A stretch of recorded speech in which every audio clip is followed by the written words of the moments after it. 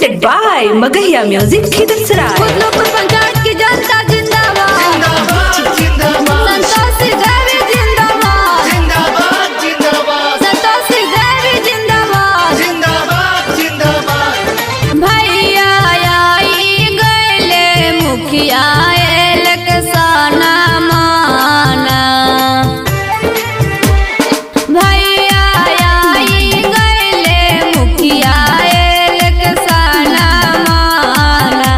त देखा खुश बाटे गरीब किसाना माना एही से खुश भैले गरीब किसाना माना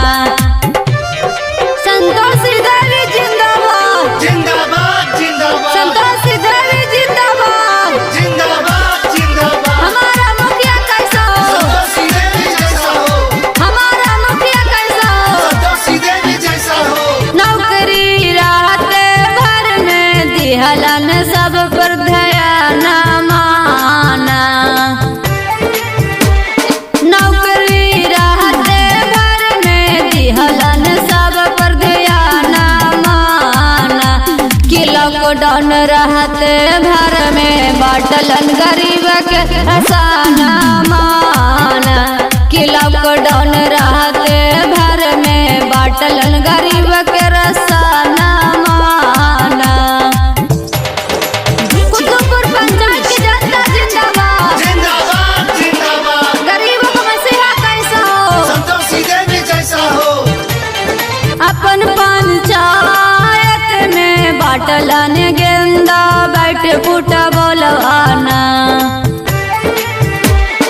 अपन पंचायत में बाटलन गेंदा बैठ फूटा बोलवाना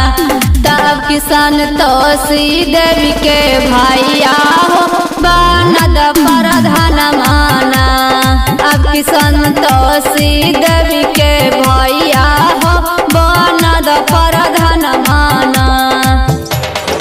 कुतलुपुर पंचायत के नारा है संतोषी देवी सहारा है कुतलुपुर पंचायत के नारा है संतोषी देवी सहारा है नाही हाथी घूसा खोर नाही चोरबे मन माना नाही हाथी घूसा खोर नाही चोरबे मन माना अब किसान तोसी देवी के भैया हो बनद प्रधान माना अब किसान तोसी